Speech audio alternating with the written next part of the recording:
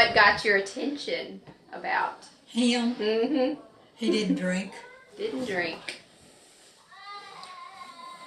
Got your attention. Yeah, what got you? Well, what caught my attention about her, she was a girl.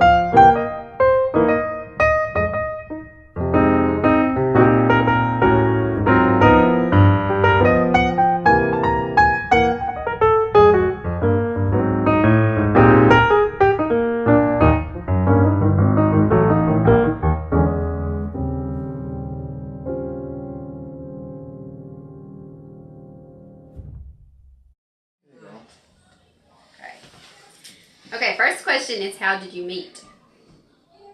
You want me to tell it? Well, we went to school together when we first knew each other, but we really didn't get together as far as courting until after that. His sister and I were real good friends, and I blame her.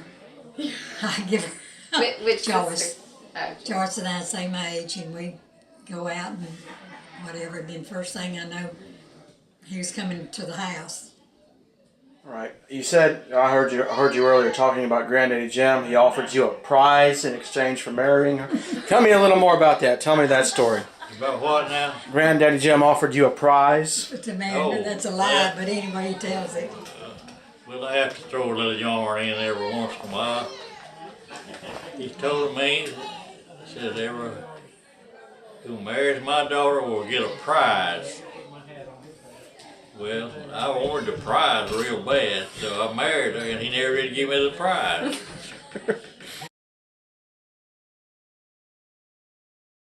I didn't tell him, he did. Can you give me some examples? I always think I inherited this from my great-grandpa. He seen tales I've heard on him. He always liked to tell stuff, entertain folks, and I can remember such junk as that, but I can't remember something important.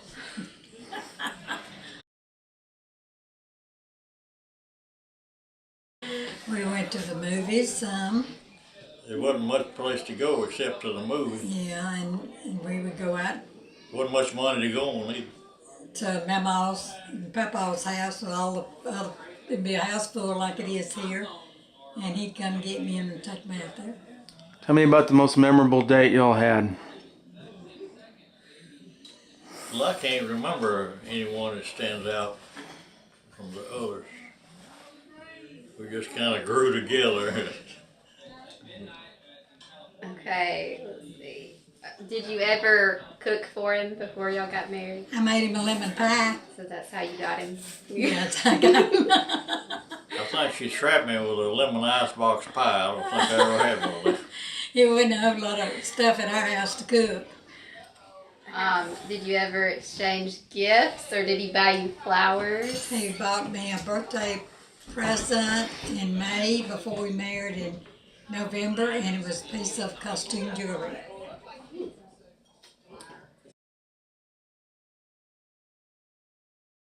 I don't remember either one of us ever asking the other one. We just kind of grew together. Just assumed that Just was a going to mutual happen. thing we all both wanted to do. That was just something that just... You just decided just to set a date one day, or that's how you We did didn't it? set any long-range dates. We just decided it's time to get married, and we got I married. didn't want to elope. I wasn't too smart, but I thought I could make a living.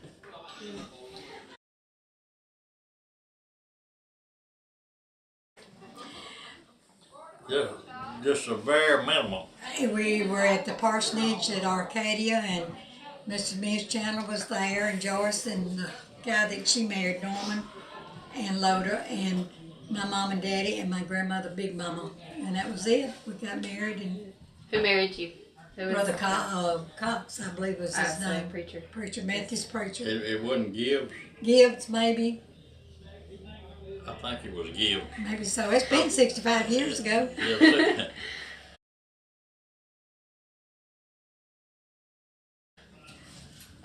Okay, what was your first year of marriage like? Well, it was a question of making a living without a whole lot to make it with. Wasn't much money. I was at the at the bottom wage at the plant, and I had to work up from there to get more money. So but both of us knew what it takes to live. It being different from what you wanted. And we married in November, and I got pregnant in January with Rose. She was born in October.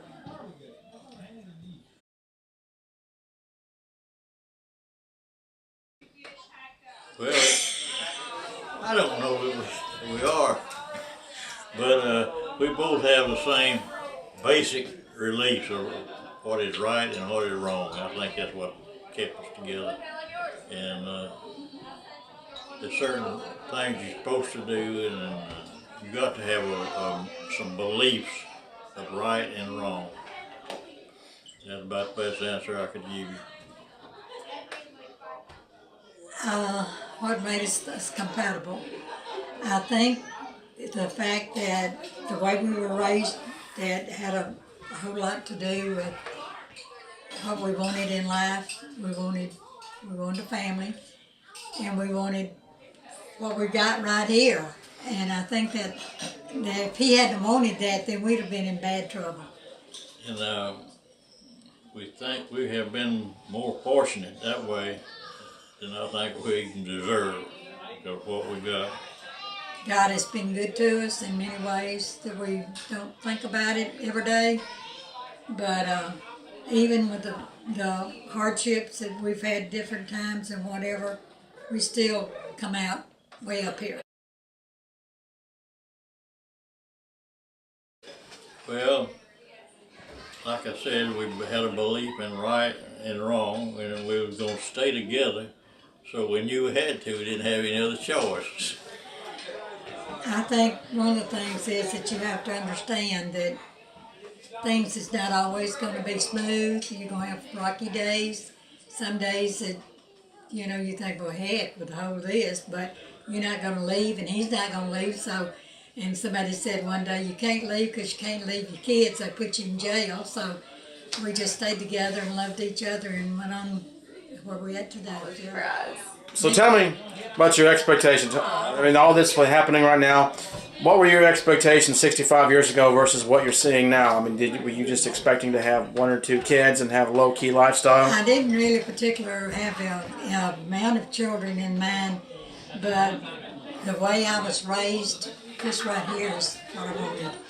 I wanted a bunch of happy kids, and I think I've said it off and on. I want them all to come when they want to, when they can come. That's my ideal of a family. I wanted a wife that would keep house, cook, and make a good mama for my youngest. And if I could, I would make a living without her having to work, public work. Wow. How would you, you've known him for what, 65, 70 years now? We've been married 65 years. Okay. Describe to me how he's different now versus how he was when you first met him. He's not as cocky, I don't believe. And you, describe how she's different now versus 65 years ago. Well, we've had lots of experience in 65 years. If you don't learn a little bit, you're awful dumb in 65 years. That's about all I can tell you.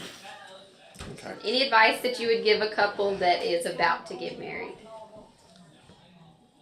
Well, they gotta realize it's a permanent thing and not just something you try out, and if you don't like it, you can quit. That would be the best one I could give. Have a lot of patience. Try to understand the other person's reasoning maybe, and no one is ever right all the time. Right. Well, we're awful proud of our family, the whole bunch. We love every one of them. Like to see them more often. I think that's one of the things that makes life better, even if you're not well or something, is you know you've got your family, your kids, your grandkids, your great-grandkids, and that's something to look forward to. Any day that they come, we're glad to see them. We love our kids and have always, and I've had people say, well, I'm so glad my kids is gone. That's not how I feel about it. I'm just thankful we got them, because it could have been that we couldn't have had any children.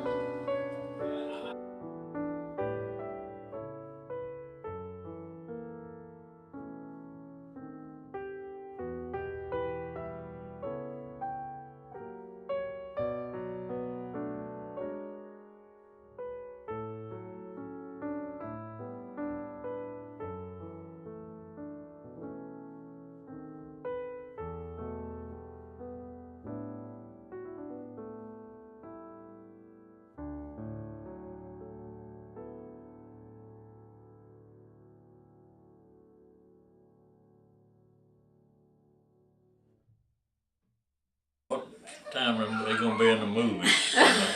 We'll send you a DVD. We'll have to let you know when it gets finished.